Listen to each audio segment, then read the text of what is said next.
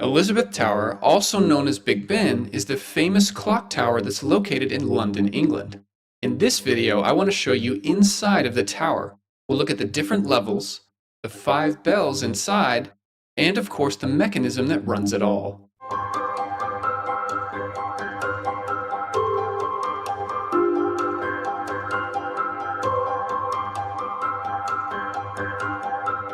When the tower was first built, it was known as the Clock Tower. But in 2012, it was officially renamed to the Elizabeth Tower. The name Big Ben actually refers to the largest bell inside of it. However, even to this day, many people still refer to the entire tower as Big Ben. Let's come over to Europe. This is England. Big Ben is right here in the city of London. The tower is actually part of a larger structure. This is called the Palace of Westminster. This is where the British Parliament assembles to help run the government. The palace is right along the banks of the River Thames. This is Westminster Bridge, and across the river is the famous London Eye observation wheel. We're actually not too far away from Buckingham Palace. This way the Queen can actually see the clock tower from her residence. The tower was built in the 1840s and 50s, and it took more than 10 years to complete.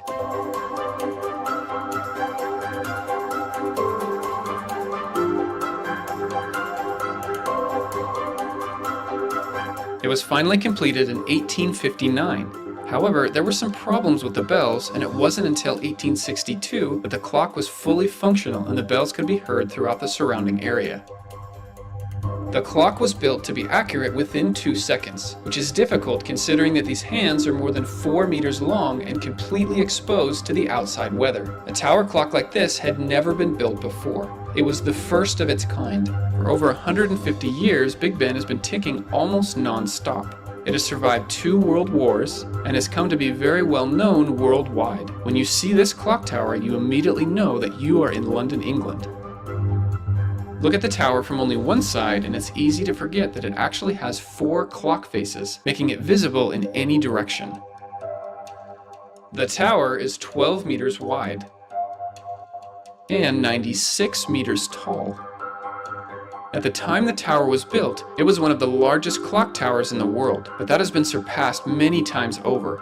For comparison, the largest clock tower now is the Burj Al Bayt in Saudi Arabia. The clock dials are also much different in size. For the last 150 years, the only way to climb up the clock tower is to use the spiral stairs. There are 334 steps to get to the top. However, they are currently installing an elevator into one of the open shafts. It will be used for maintenance and security purposes, just a little too small for regular use, but at least there's another option. But right now, let's focus on the stairs.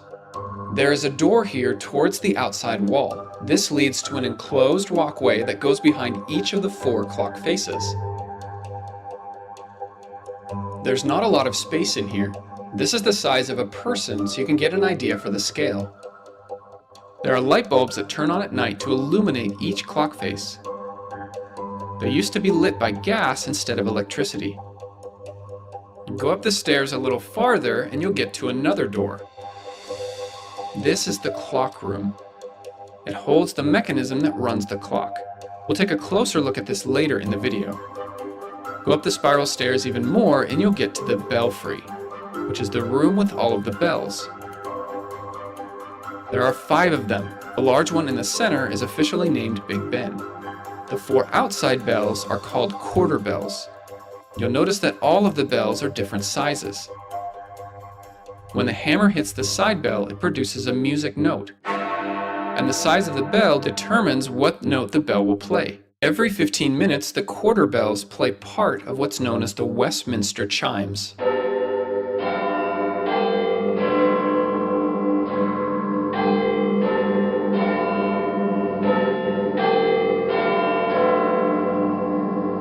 Then, once every hour, these quarter bells are followed by the hammer strike on the largest bell, Big Ben. The number of strikes indicates what hour it is. For example, at 3 o'clock, it will strike the bell 3 times.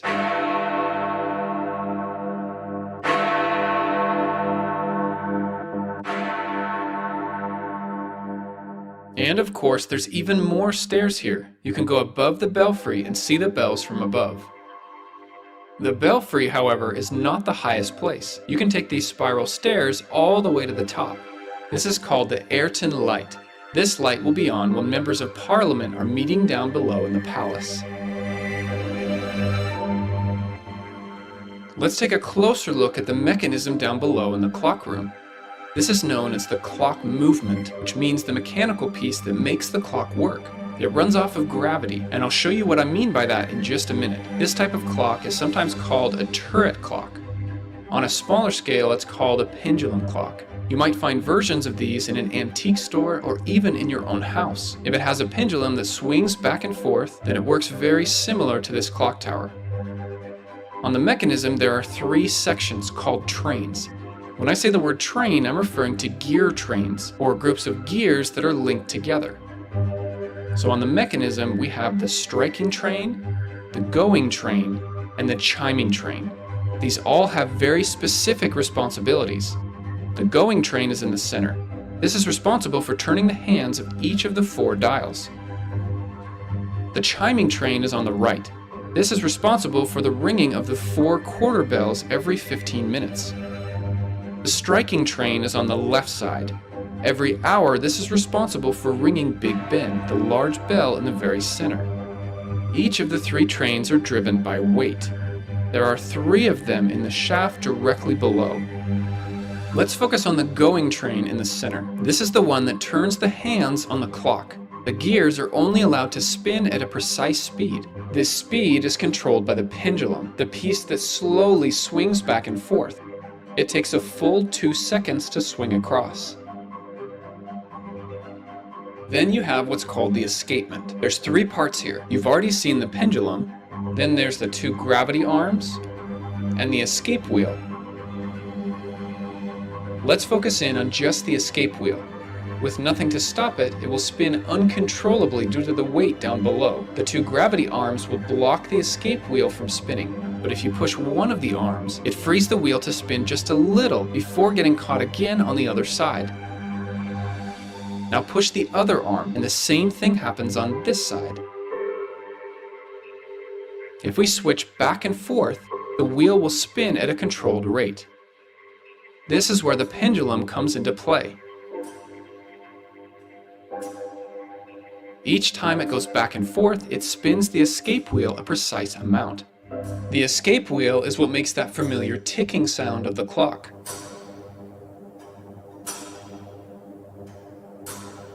Right in front is the 3-legged fly fin, which catches air to help slow the rotation.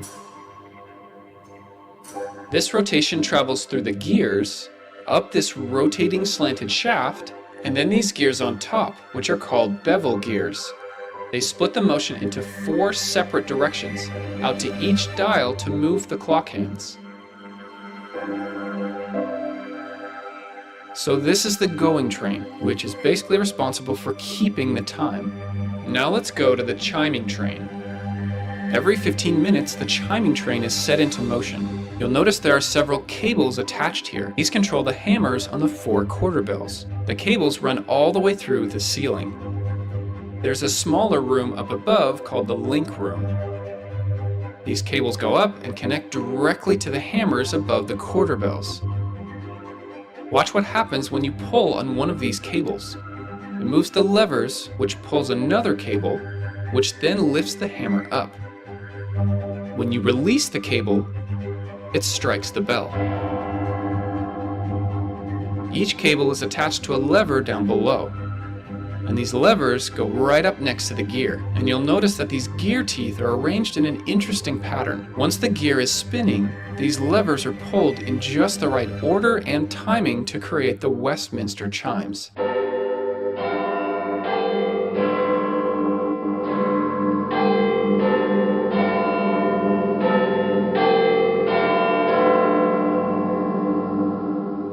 The chiming of these bells happens once every 15 minutes.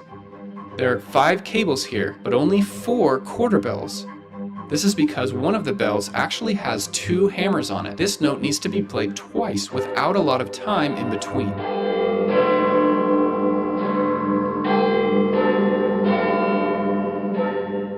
And finally, let's look at the striking train. Once every hour, the striking train is set into motion. This has only one cable that runs straight up, goes through the link room, and then connects to the hammer above Big Ben. It works very similar to the chiming train, but this time we're only ringing one bell.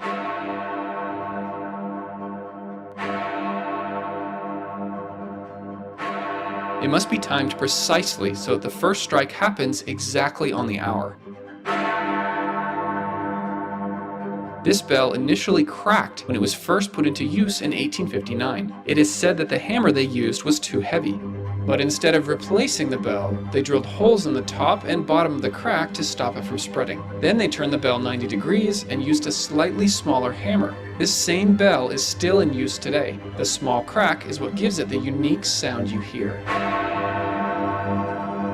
Above here, you'll see the two fly fans. They work similar to the three-legged fly fan we saw earlier.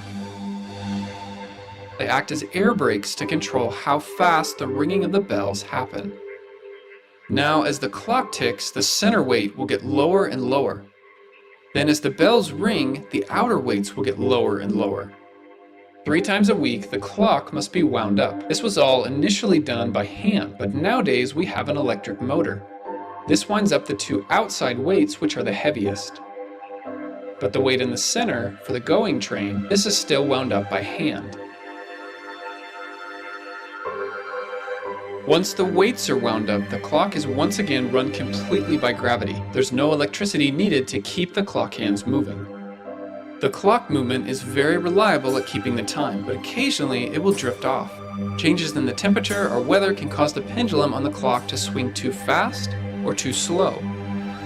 To speed it up just a little bit, they will add 1 or more pennies to the top of the pendulum. To slow it down, they will remove pennies. Each penny affects the speed of the clock by 2/5 of a second in a 24-hour period. In 2017, the Elizabeth Tower started major renovations. They built scaffolding up the entire tower to gain better access. They are repairing and replacing the stone and metalwork to ensure the future of the tower. They are also restoring the original colors. The clock face will once again be a vibrant blue. The renovation work on the tower is set to complete in the summer of 2022.